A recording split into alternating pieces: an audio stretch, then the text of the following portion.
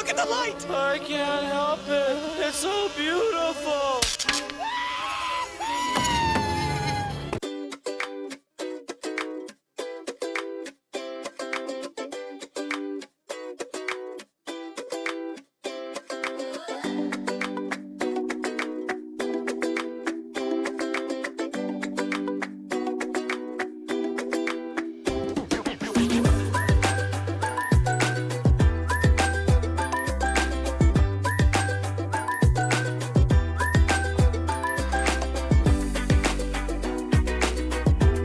Hello, please come in. There's some fresh cookies in the cookie jar. There's a pitcher of Kool-Aid on the counter. Have a seat. We'll put a movie on for you. This is Movies at Grandma's House, where we look at the movies from the past to see if they're still good today. And I'm your host, Isaac. I'm a prop. You always cast me as the broom, the pole, the stick, a splinter. And who's with me in a world of bugs where a colony of ants are trying to gather enough food before the last leaf falls? This is Seth. I'm a beautiful butterfly. Very nice. How are you doing, my friend? I'm good. I'm really excited for this one.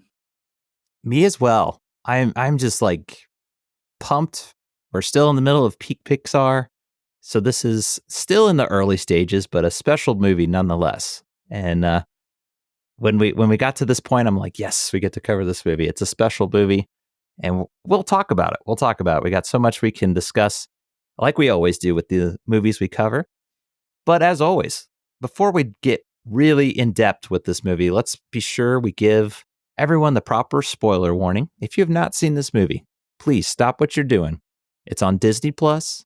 You might have it in a old VHS or DVD, but go dust it off. Go watch this movie first and then come on back. We'll have a good time. We're going to have a fun time considering the movie A Bug's Life. It's a Disney Pixar movie.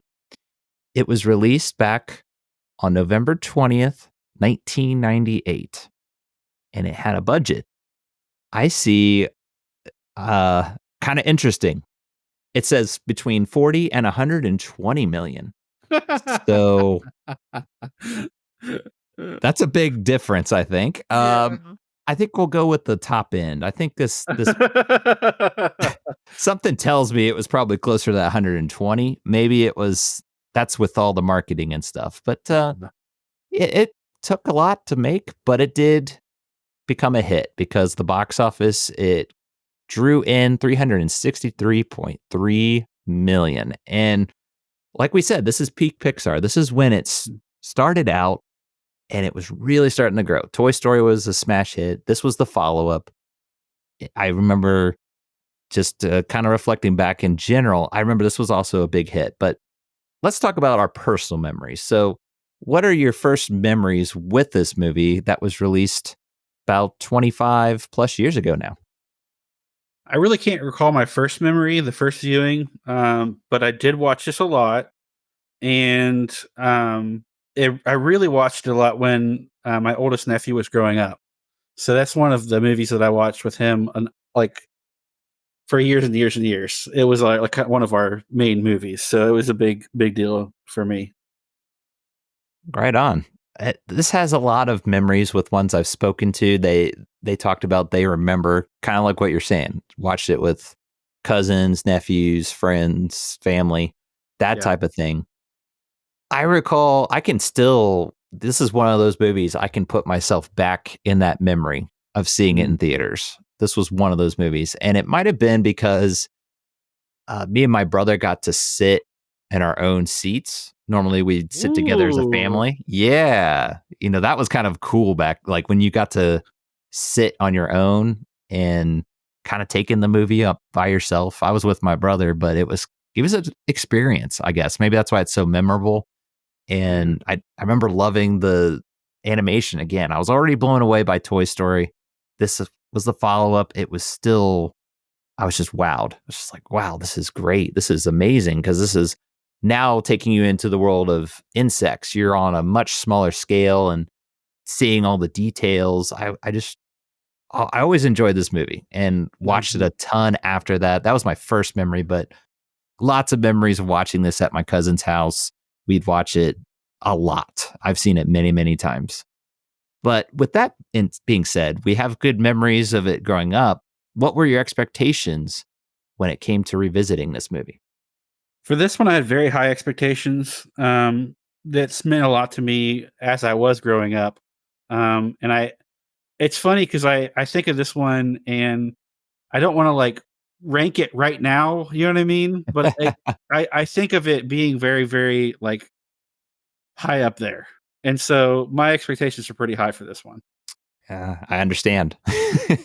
That's what this podcast is about, though, because we want to kind of have a good expectation, but we want to have realistic expectations because some of these movies, like we've talked about, yeah, it's hard to believe. So many years ago, this was made. So gotta have to keep that in mind. That was my perspective. This was one of the first Pixar movies. So going back and watching it, I remember loving it growing up, but I'll have a different viewpoint this time. So that was kind of my expectation going into it. Well, let's go ahead and kick this off. Let's jump into this film. We're going to take the VHS out of the cover, put it in the VCR, and press play.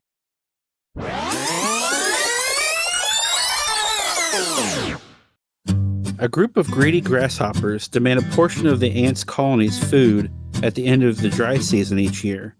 Flick, a clumsy yet resourceful at times ant, inadvertently destroys the offering to the grasshoppers. They demand twice the food as compensation. In an act of bravery, Flick volunteers to seek out warrior bugs so the ants send him away in hopes he won't cause any trouble. Flick brings back actor bugs from the circus who think they're putting on a show instead of defeating the grasshoppers. When Flick finds out that they are actors, he devises a plan to scare the grasshoppers away by building a mechanical bird to frighten them.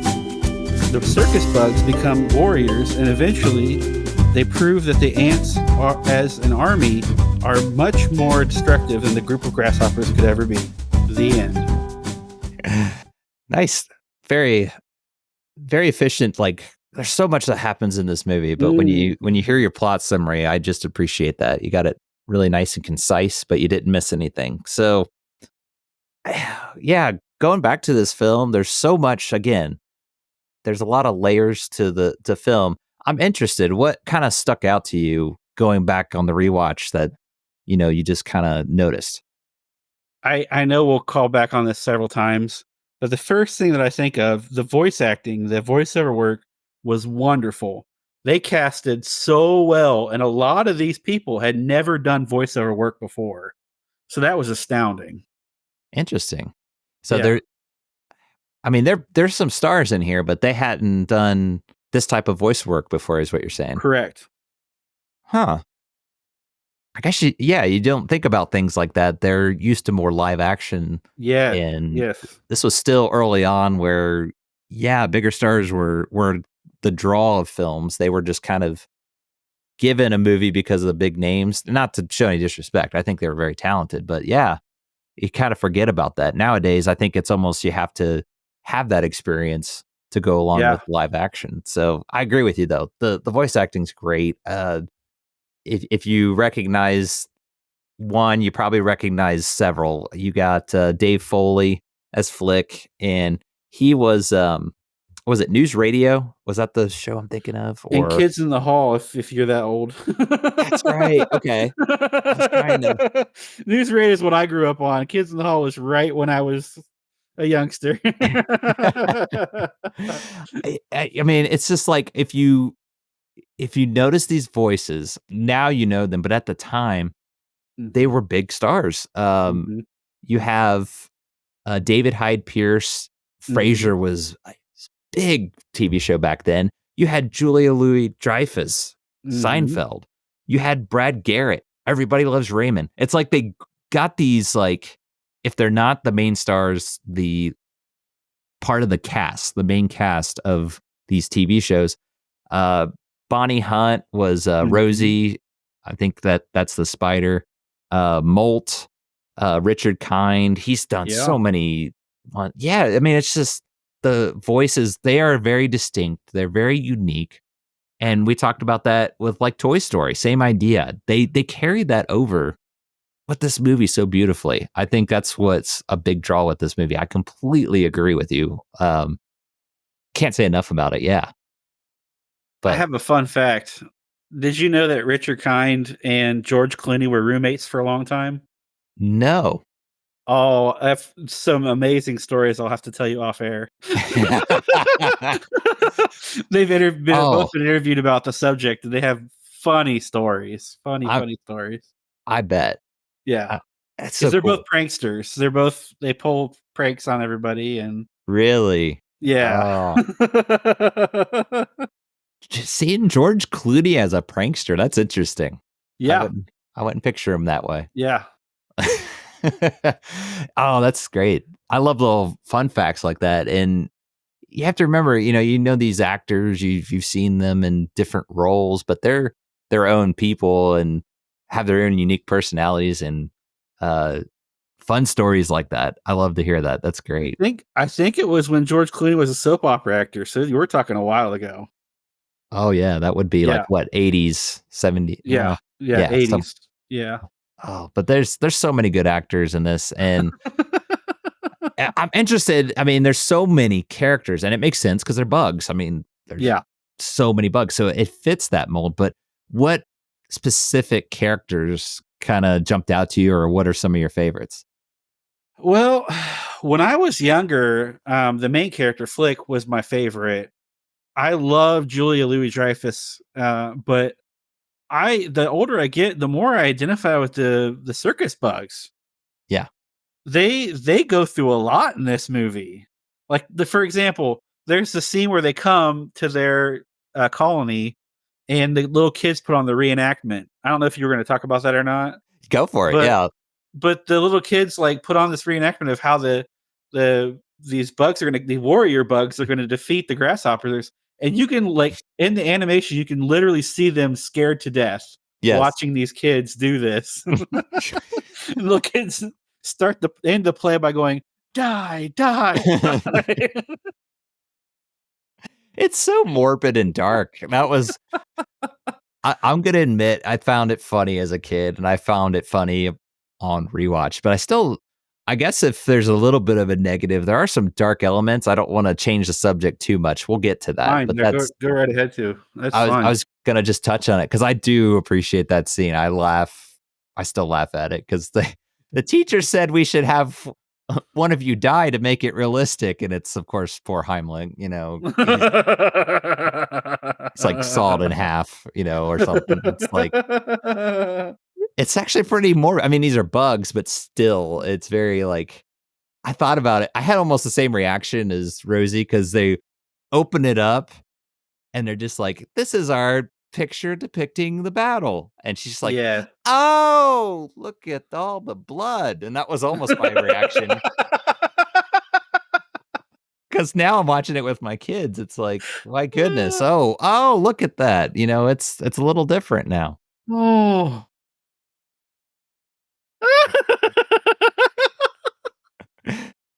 But yeah, that was kind of my reaction because I had my kids and they were laughing. I think so, but it was still kind of a dark take. As an adult, I think you can get the joke, um, but yeah, that's one of my favorite scenes. Despite that, it's got so much funny just elements that for a kids movie, I don't know, it's not so dumbed down, if that makes sense. Yeah, yeah.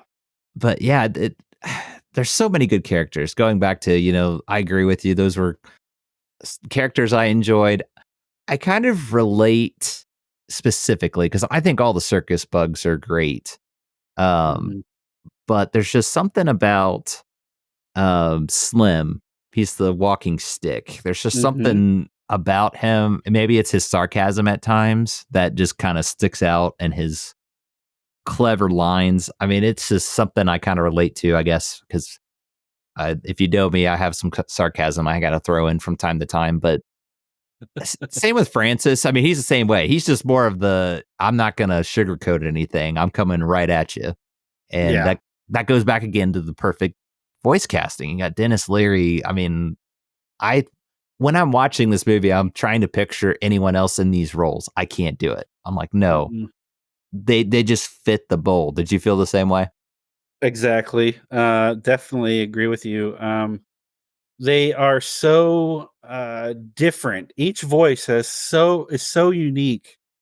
It's just like they couldn't have casted better because they lived out that role so well. I mean, it was just so perfect for each scene, and like each scene carries itself so well because of the voiceover work. It does.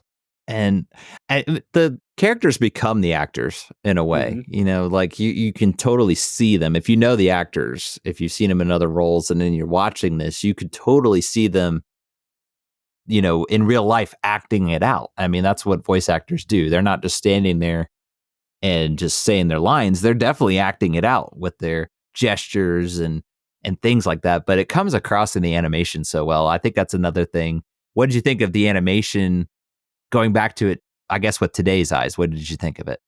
If you date the movie looking at what's around that timeline, it's amazing. I mean, it looks truly a way ahead of time. Like it's just like way ahead of what should be current that at that moment. And I was blown away by it because they made you feel like you're in this little well, it's like a little world to us, but a big gigantic ant colony. You know what I mean? Like it made you feel that way. And I don't know how they were able to accomplish that. That's just so well done. Right. Back then, they had to do a lot more manual animation. Hmm. And it's just like anything, you know, technology advances. So today, it's still work. I'm not discounting, like, oh, it's easy to make a bunch of ants, but there's just technology that enables that type of animation to be a little easier. Back then, it was much more manual. You're talking Toy Story came out in 1995. This came out in 1998. And that it just seems like movies are either they make them really quick or they have many, many years because of whatever the holdup is. But it just seems like they're able to make movies a lot quicker. I think that goes along with the technology. To your point, back then, it was just phenomenal because that took years and years to make. I'm trying to remember. I remember reading how long it took to make Toy Story, and it was a lot longer than you think. Yeah. Um, and I mean, you figure, oh yeah, maybe a few years, but I want to say it was 5+ years, 5-10 years, something like that. So I give it props. There might have been times where it was a little rough around the edges. If I'm like trying to describe it, it's not that it's bad, but it's still, I think it holds up pretty well. Wouldn't you say? Oh, for sure. Again, looking at it in today's light, it may not be like perfectly up to date, but it looks well done, and it's not distracting. Yeah, If that makes sense. I agree. And I think it goes back to like it's got its own cartoon style. It's realistic, but it's also its own unique art style. So that's what also helps it hold up. I think that's what kind of ties in when you're watching it even today. Like you said, it doesn't really take you out of it. But I have to mention the other thing that sticks out to me is the kind of with the characters, but the quotes. Another just well written movie, in my opinion. There's so many quotes. Was there any that kind of stuck out to you or that you recall that you enjoyed? Oh, there's so many. The first one that I think of is, and yeah, I don't want to steal it from you, but is the "shoe fly don't bother me." It's just delivered so perfectly. Yeah. There's so many great lines. The scene in general where Flick wants to go find, he offers to find warrior bugs, and they're like debating, like, we shouldn't let him go. Well, what if, and they're like, what if he does more damage here? Let's just let him go and see, see if he comes back or not. Yeah. It's So well done. as he says, it's perfect. And they're like, what? And he's thinking it through, like, to go get these warrior or these tough bugs is what he called them. But Yeah. it's just well written. I was, even as a kid, I thought that's really clever to have I felt like the ants were your normal bugs, just your standard. This is kind of the world of insects if you're going to put it in cartoon form. And then once Flick travels to that city, it's like it isn't just the city. This is a whole different world. There's all these different variety of insects and bugs. And to bring it all together to make it a circus, I just thought that was so clever because that's what a circus is. It's just a variety of different acts, different skills being put on display. And that's what these bugs are. They're different skill sets. What are the two like roly-poly bugs called? What are their names? I am totally blanking on them now. I had it in my notes, and now I don't have it. I think I'm looking it up. Because they are so great. Tuck and roll. That's it. I thought that was hilarious. Just they're dynamic. They don't speak the same language, and they're just fighting and bickering with each other constantly. It's just great. I didn't even realize this. Do you know who did the voice of the butterfly? Was her name Gypsy? Yeah. It's blank. I'm blanking. It was Madeline Kahn. Yes. And thank you, because I wanted to say I couldn't leave this episode without saying I love Bonnie Hunt and Madeline Kahn. Yeah. So those characters, having them in the movie was so special to me, and I knew their voices when I heard them. As a kid, and I was like, "Oh, this is awesome!" Yeah, that just came to mind. I'm like, there's so many just legendary actors in this movie too. Like those were big ones we mentioned before at the time, but there's also a bunch of these like legendary actors or early on. For example, Dot. Do you know who did the voice of Dot? Yes, I do. Hayden Panettiere, right? Yes, isn't that crazy? And who was it? Ashley Tisdale was up for that role, but she was in the movie anyway. Yeah, she played one of the preschool ants. That's it. Yeah, I was like, I thought she was still in it. She just wasn't. But she was up for Dot. Yeah, she was up for Dot, which I didn't know that until I looked up the research. Interesting. Okay, I think like Christina Milian is also in that. Again, if you actually look at the credits, go through, it's crazy. It's so great. But I love that they each have like I mentioned, Slim. I loved his lines. Francis, he's a ladybug, and that's kind of the running gag. One of my favorite lines is Slim grabs him. He's about to fight those flies, and he's just like, and that's no way to talk to a lady. And Francis is like over his shoulder, like, I heard that, you twig. It's I love it. It's so great. There's so many other. What are some more lines or quotes that stick out to you?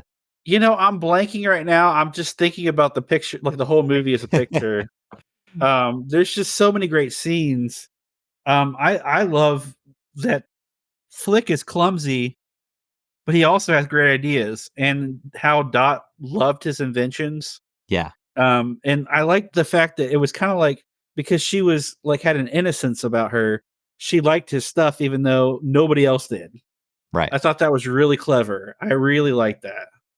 There's a scene at the beginning to go along with that I really appreciate. I just always chuckle about it because it's also, I chuckle about, it introduces you to Flick where he's doing the catapult stocks and it lands on Princess Ada, and they're like, oh, it's Flick, the other ants. And he's just like, I'm sorry. I didn't mean to do. And she's, of course, furious because she got not one, but two stocks thrown on her there. And so she's upset, but he says, oh, there's something else here. And he takes the water to make the telescope idea. Mm-hmm. If you notice, it's really quick, but it cuts over to Dot and the mother, and they're both chuckling. So not just Dot, but the queen actually. Yes. But I love that. That's just so great. Yeah, I love that you brought that point out. I got a couple of fun facts for you. So malt was created to offer some comic relief, only because of the intense scenes. Like the scenes were so intense that they created his role just to break up the intensity, I could which see I that. think it works really well. It Because if does. I look at it that way now, I'm like, okay, that makes more sense. But did you know who was offered the role of, or not offered, but I think he was considered Hmm. the role of Molt first? I have no idea. Jack Black was considered. Oh man, I could totally see that though. But I think it was perfect the way it It was. was. Yes. But I'm just saying, isn't that amazing? That many years ago, he was off. Like, I don't know if he was offered the role, but he was considered for the role. They were probably going to offer it to him, but they probably stuck with Richard. He's probably like a backup. That's what it Yeah. feels like. Yeah. Because it's a similar mold, but I agree. No, Richard Kind is definitely Perfect. perfect. Again, perfect. Fits that character. I mean, Jack Black, I think, would have been good too. But I'm now picturing the scene where they go, "Let's ride," and go up into the ceiling. You know, he hits his head and goes in. I'm just imagining Jack Black like, "Doop-a-doop-doop-doo, here I go. Ooh, I just totally wiped that on the ceiling," or something like that. It would probably be funny, but I don't know. Yeah. The delivery of Richard Kind, it was just, I don't know. It that's the character. There's a like a seriousness to his sensibility. Yes. And I feel like he delivers it so perfectly because he's not the smartest character, but he's really trying. Yes. Yes. That goes back to, I think, one of my favorite quotes is it's a serious part. I'll come back to that. That's another point I wanted to touch on in that scene. So it's when they find the food offering is gone because Flick knocked it into the water by accident. So they come down underground, and Hopper's having the serious moment of just, it's the circle of life kind of thing. The ants pick the food, the grasshoppers eat the food, and then that's where Molt jumps in. He's like, and the birds eat the grasshopper, like my brother. You have to get this. And and the part that gets me every time is he's like, "Oh, you should have been there. You see, Hopper, he was up there. Now he's kicking and screaming and doing all this." And that animation and delivery of the line is just perfect because it cuts back and forth. And Hopper's got this like poker face, like, "I'm going to kill you." And he says so even. Yeah. It's just great. I love that. Even as dark as we were talking. I promised Mother on her deathbed. I swear, if I hadn't promised Mother on her deathbed, I wouldn't kill you. I'd kill you. And trust me, no one appreciates that more than I do. I love that. I love it. I love it. It's so clever. I mean, it's a dark, going back to that fun fact you mentioned. 100% on that. This is a movie, I want to say a few years ago, I tried to watch with my kids and they couldn't get through that scene. They were actually really scared of it. Yeah. Hopper is a very, very scary villain. We've talked about villains on this, show of the different movies we've considered. And I don't know. I think he's up there on one of the better villains because he's if my kids are scared of him, I think that tells you a lot. And he's kind of that opposite. That's why I think Molt is so great. Hopper's is serious, like, I'm here to do business. And Molt's just like, la, la, la, la, la. And they're brothers. So it's just like, they bounce off of each other in this very unique, odd couple way. It's so great. Now that you mention it, I think I got to agree with you. I think I would put him at number 2 with the villains. I think I would definitely put number 1 as the Rescue Thunder villain. So you agree with me on that? Yeah, I would put him at number 1 probably. Okay. That was quite hard to watch. Well, I'm glad you've that's how I feel too. I mean, that's why I feel like we talked about on that episode. I'm like, he's just one of those, he is a villain. And the same with Hopper. He's got some pretty dark, that's what the scary moments are, is just Hopper himself. And he's playing this grasshopper that's... His look is imposing, but his voice is so intimidating. Yes. And like surreal almost. Yeah. And it makes for quite a villain. I mean, I got to agree with you on that. Yeah. I'm with you. I think he's like right there. He's like, if not two, right up there on the villains that at least we've considered. But in general, that's what stuck out to me was like, I think that's what drove this plot so well. And to kind of touch on it, I mean, you brought it out well with the plot, and maybe that's a fun fact you have. Do you know what this plot is loosely based off of? Oh, I read it and I don't remember. You'll have to tell me. It's loosely based off, if you want to go back, the original is Seven Samurai.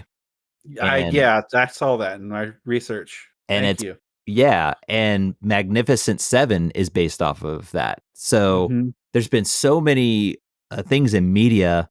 That's the original, but there's been stories told. I think this is a terrific plot, though, of the idea of normally it's like a town or a colony, which it's an ant colony that's in trouble.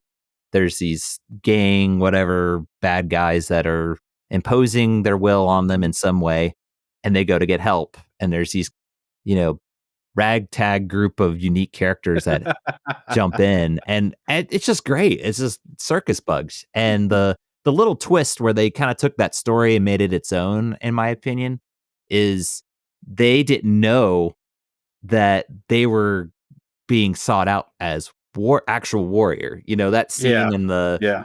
bar or whatever, they pretend to be warriors, but they're circus bugs, they're actors. So that's what I thought was a little fun twist. Wouldn't you agree? Just making that little adjustment to it. Yeah, and not just that though, but the characters that they created were so spot on for the storyline. That plot was really aided by the different personalities that are in the movie, for sure. Absolutely. It really just it gets you immersed into it, I guess. You know, that's maybe a story you've seen several times, that concept, but that little twist of, yeah, they got recruited to come, but they thought they were going to perform. And the line with Francis, he's just like, you know, when these grasshoppers show up, we are going to knock them out. And and they all go crazy thinking, you know, oh, you're going to fight them. Yeah. But to Yeah. them, it was, we're going to blow them away from our performance. And Performance, yeah. it's so great. It's just great. That little dynamic, I've always appreciated it. And yeah, the thing about it, you know, the only thing, like I was gonna say, if we were to touch on the plot, is there are those dark elements of it. You know, that is kind of a darker plot of like, okay, if this was, you know, Samurai 7 or the Magnificent Seven, you know, it gets pretty intense with the fighting and stuff. And they kind of have that towards the end, but I think it was right up there. What did you think? Because there's like, again, the sequence of the battle with the blood, and then there's that's always going to get us a chuckle now, isn't it? That's all Yeah, I have to I have a hard time not getting past that one. No, well, what's interesting about this, we've talked about it before, like earlier in the podcast, but the intensity in some of these scenes is so far reaching that you find it hard to believe that you actually laugh at this movie. Yeah. And they did a really good job blending the writing together with the dialogue, because it's a heavy topic. I mean, that's a really rough situation and they have no clue of how to solve it. Yeah. And so I think that's, hats off to the writers really for being so clever. I agree. Yeah, I mean, you have that, and I could just like throw out sequences that are actually pretty dark. Like, this is a fun it's got, again, it's circus bugs and there's kids and all that, but you have that at the beginning where there's the threatening of, now you have to double your food. Okay, there's possible starvation because they're going to come back and eat all their food. And this is insects we're talking about, but still, Yeah. you know, you're immersed in this world. While they're away, the grasshoppers feel like, why should we go back? You know, we got everything we need here. And Hopper sends a message to him by landing a bunch of these seeds on him. I mean, that's pretty dark, that scene there. And then you go forward. The plan is to, quote unquote, squish the queen.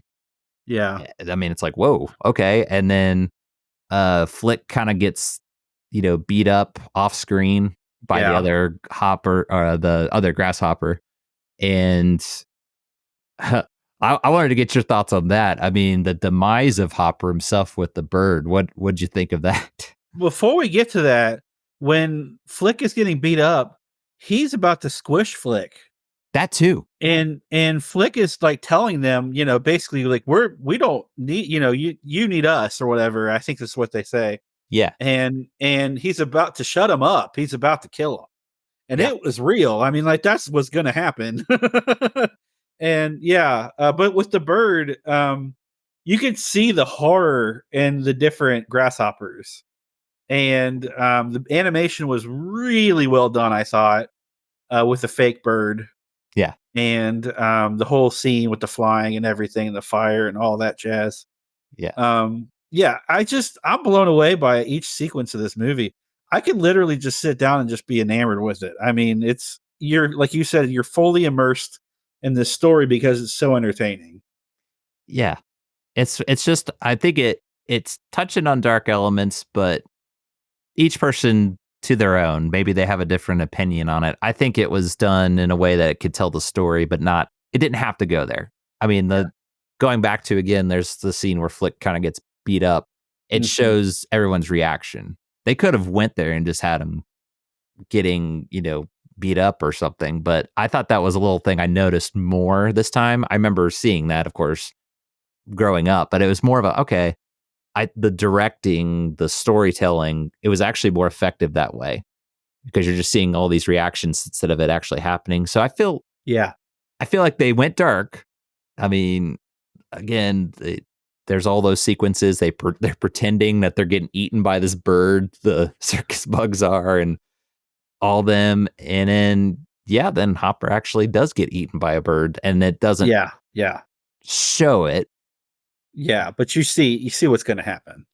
Yeah, exactly. But to say something else on what, like, to piggyback off what you just said, I've said this before, and I might be repeating myself exactly, but the creator of that building anticipation like that was Alfred Hitchcock, and what he would do is he would show the reactions of what happens instead of showing what's happening, and seeing other people react to it is way more terrifying than seeing what's going on.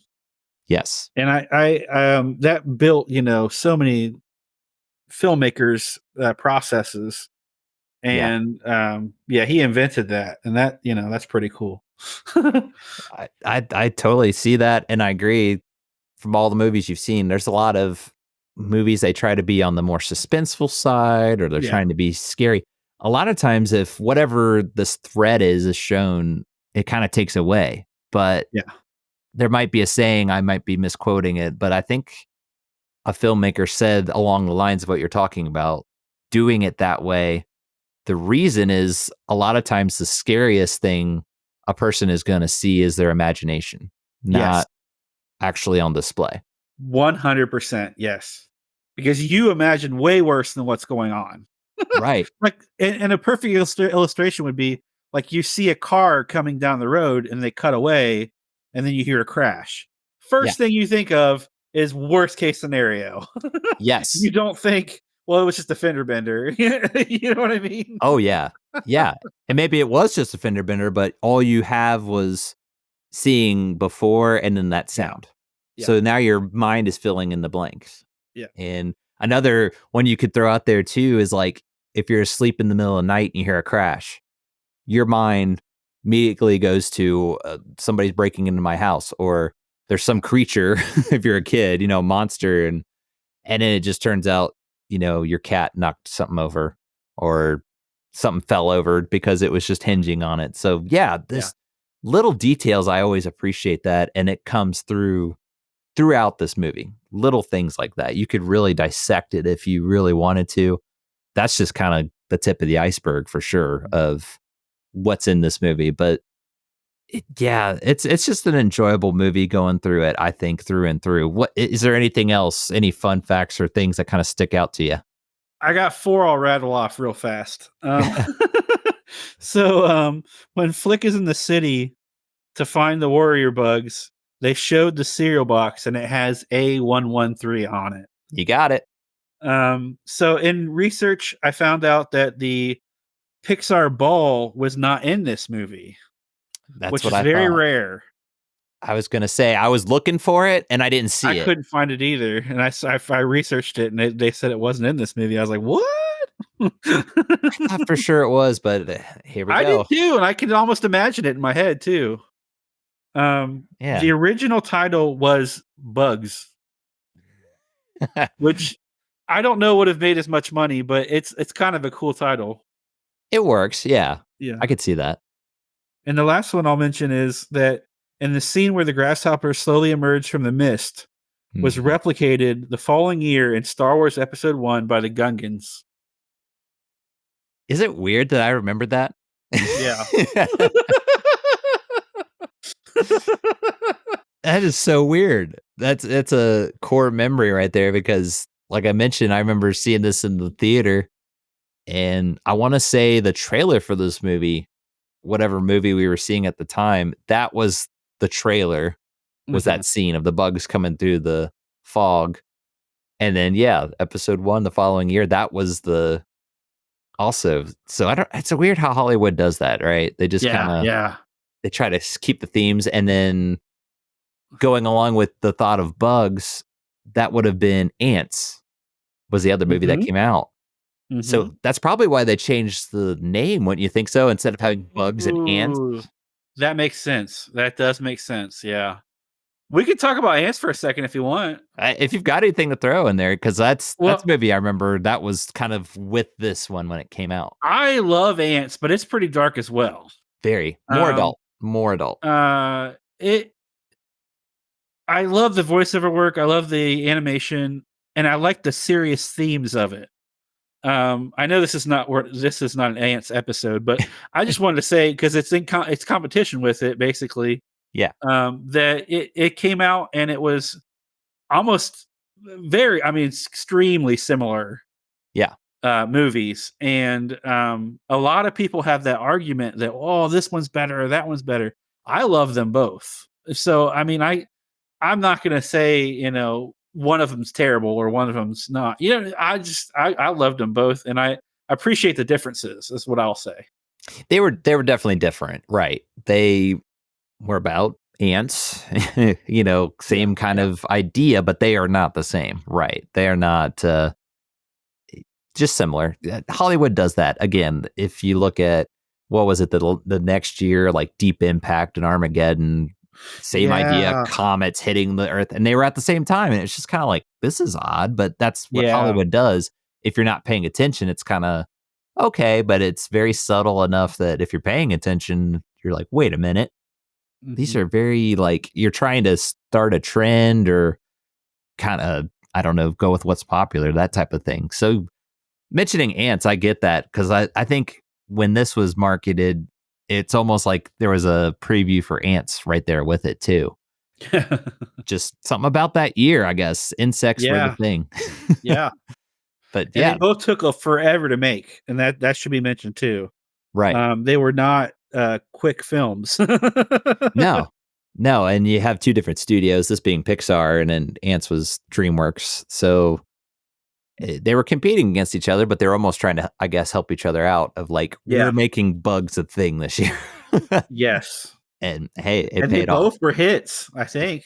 Right. That's what I was going to say. I think they both were, it paid off for them. They were Yeah. competition, but I think they boosted the other one up in a way. So That's cool. yeah, good memories with this movie though. I mean, that takes me back when I see this again. This is one of the earlier Pixar movies, but I would have to ask you, don't you feel like this movie is almost maybe forgotten or at least underrated? Okay, so I was gonna say this at the very end, but I Okay. will say it now because it came up. Okay. My theory is that if Toy Story hadn't been the first movie, that or would have been the second movie, you could say, Hmm. this would have been much bigger as far as the impact it made on people's memories, upon their and it's the animation entirely. Yeah. It's such a great film animation wise, and it is forgotten. Not many people think about this movie, especially with the Pixar competition. Yeah. You could say, but it's actually one of the better movies in my opinion. Yeah. And like I said, if Toy Story hadn't come out first, this would have been giant. I mean, it would have been just huge, mega movie. Yeah. I could see that. I mean, it's hard to say, but I could. A lot of things that Toy Story had on its side was it was the first CGI full length movie. Man, it's so tough though because I mean, we talked about Toy Story. That was amazing too, but I could see that. I mean, I think that is the unfortunate thing is this was kind of in Toy Story's shadow because Toy Story just trailblazed so much, and this was a follow up. I'm thinking it's just that people didn't hate this movie, but maybe their expectations were set so high after Toy Story Could have been. that this is, and that's not trying to say like, oh, this is a downgrade of Toy Story. I think some people might say that they like this more than Toy Story, but it's just that the public perception. Maybe that's what you're saying. I agree with. It's just, it had that shadow is what kind of comes to mind from Toy Story. But that's what I find a little sad because it's like we're going to obviously go through these Pixar movies, but this one I don't hear too much about. There's not much of a mention, and that's kind of sad because this, in my opinion, feels like it needs more props than it gets. So agree 100%. Yeah. Yeah. But this is such a fun movie. I think the only thing I can throw out is two things stuck out to I like to try and think of things that I didn't catch the first time around. Yeah. And it's not that I don't remember this, but it's like a different perspective. Again, we're looking at these with modern eyes. But I realized something. That scene going back to where they reenact the battle, the kids, this is going to be the warrior. There's a small ant and he is just standing there. It's next to the ant and the leaf, and the last leaf falls and they're like, who will help us now? The last leaf has fallen. There's an ant standing right next, and it's just doing this death stare. Did you catch that? Yes. That is totally a mood. I realize that. I'm like, that little ant is a mood. Like that encompasses so much. I'm like, I have no idea what this ant's deal is, why he's mad, but that totally, I'm like, I can relate to that mood a little bit. That's like also how kids can be sometimes. They're acting out something and they're just, no, I'm mad. So that was something I didn't really pick up as much. I did this time around. And then the other one was when Rosie is talking to the ant later on. They're like having this like celebration. Hey, we built the bird. And she made the line, well, my 12th husband died, so that makes me a widow. I mean, I was a widow before or something like that. That ant that she's talking to, if you watch him, he's just kind of there and he does this like, oh, like, yeah, like, oh, what are you going to do? And I was like, that's a mood right there. Like, have you ever talked to somebody and you're like, oh, this is awkward, but yeah, you're just kind of shaking your head. I don't know why. It's just the littlest of details. You blink and you can miss it. But what did you think about the cardboard ant?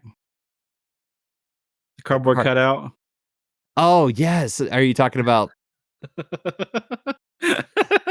I'm so glad. I love that. I love that too. That is another thing. What I love about this movie, they have the blooper reel at the end. I love that so much because future Pixar movies started doing it, but this was the first one that did it. Yeah. And we talked about it like we would stay after credits. Yeah. So we, of course, did that. And I want to say more than half the theater already left by that point. It kind of did it was like a mid-credit scene. Mm-hmm. I just remember laughing so hard, though, in the theater. I mean, I still laugh to it this day, but the cardboard, that, and the part where, are you saying I'm stupid? And it's Princess Ada keeps laughing. I love that part. It's so clever. That was homage to the real characters and the real actors, because she would do that in like the bloopers for Seinfeld. Yeah. And other things that she's done as well. But they did that for her. They did that scene for her. Yes, it's little nods like that. You just appreciate it even that much more. So there's just so much charm with this movie. I think that's the best way I could summarize it all. But anything else that you want to throw out there, I'm sure we could talk more about it, but I think Yeah, we hit on a lot. yeah, I feel like this is one I could actually spend a whole day on. I just want to say I love this picture, and I really wish that it would get more attention. I agree. That's pretty much. I can't say anything better than that.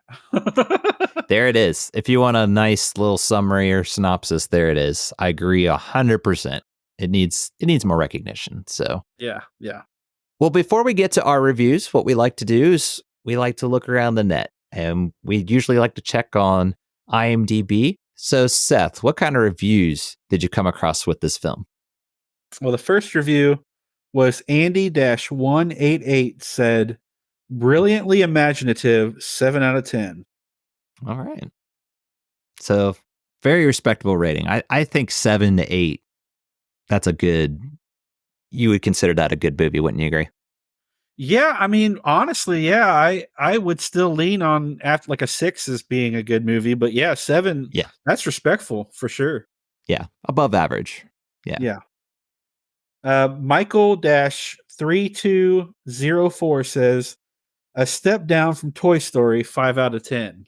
Hmm. Yeah. See, that's what I'm thinking. There's kind of that perception.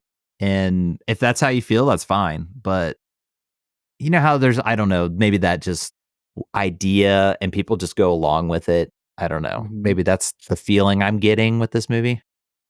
What's funny about that you say that is that I read a lot of reviews for this one, and um, what he said was very similar to what a lot of people were saying. Like they were kind of like underwhelmed compared to Toy Story.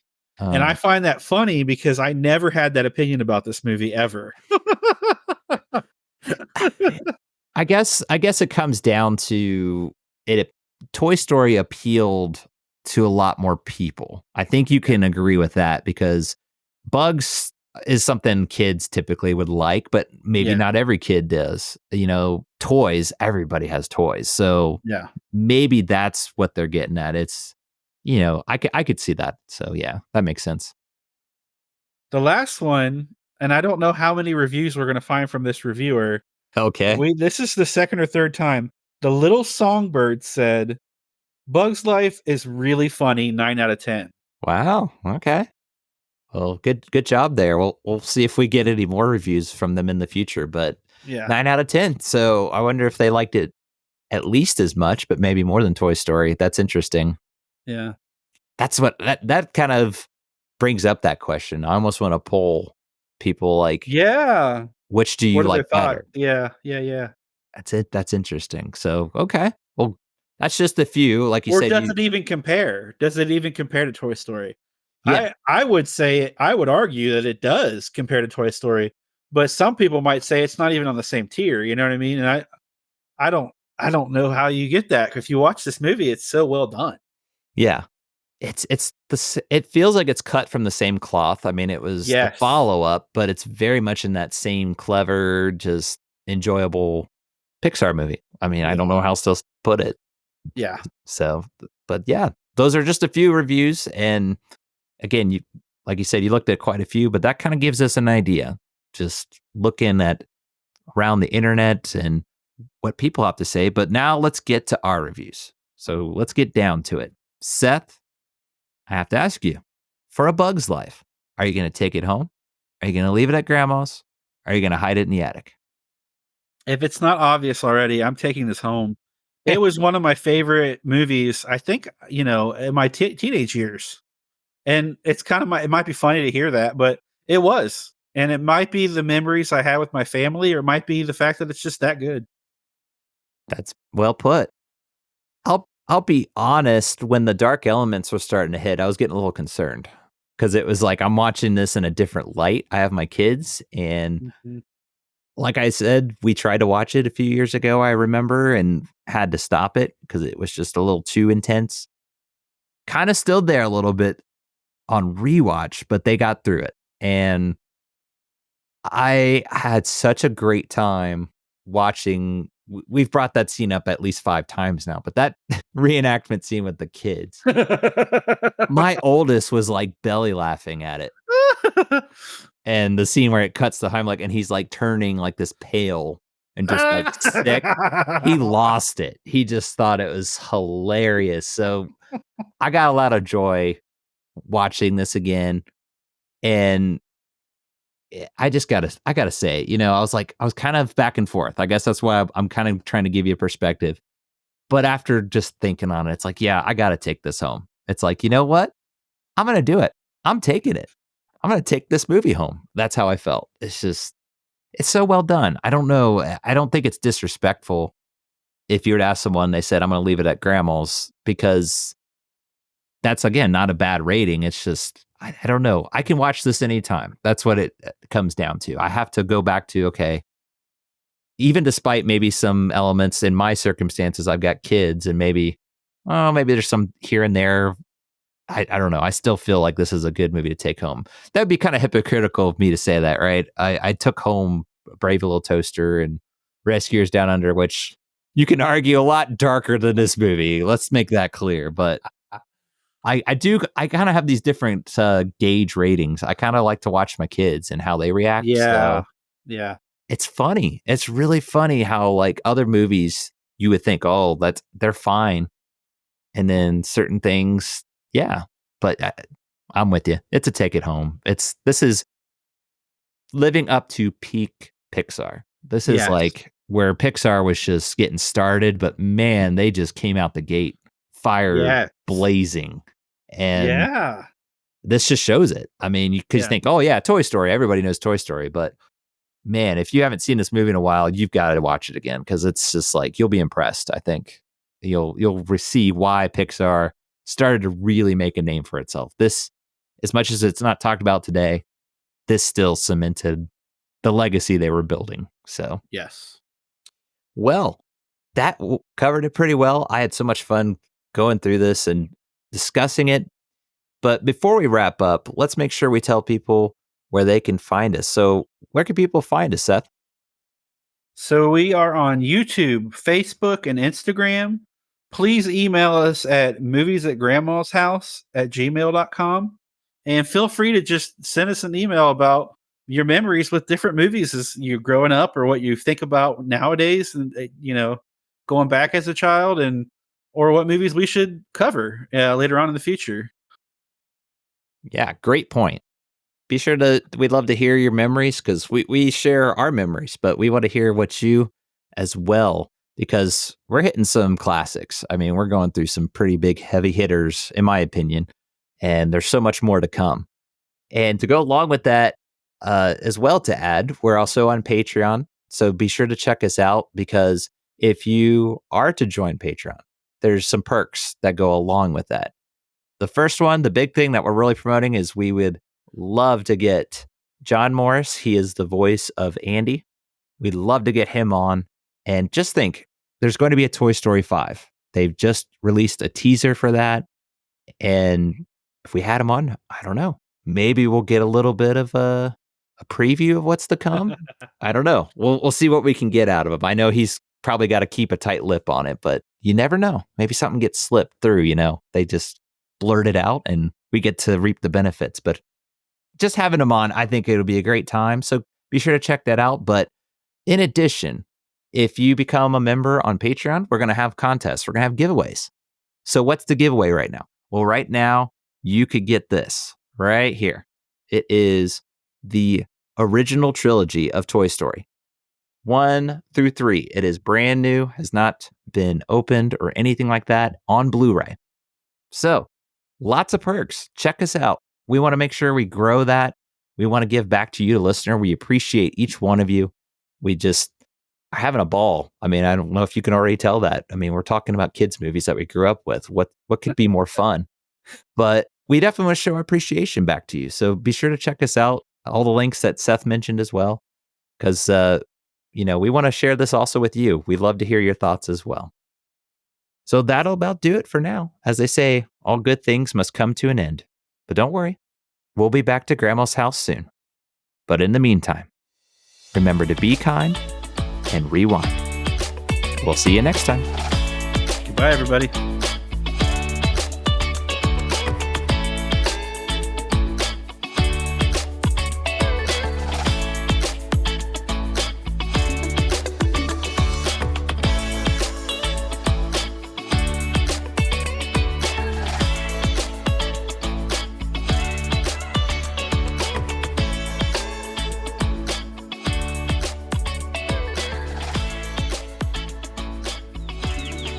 This rock will be a tree. Seed to tree. You've got to work with me here, all right? Okay.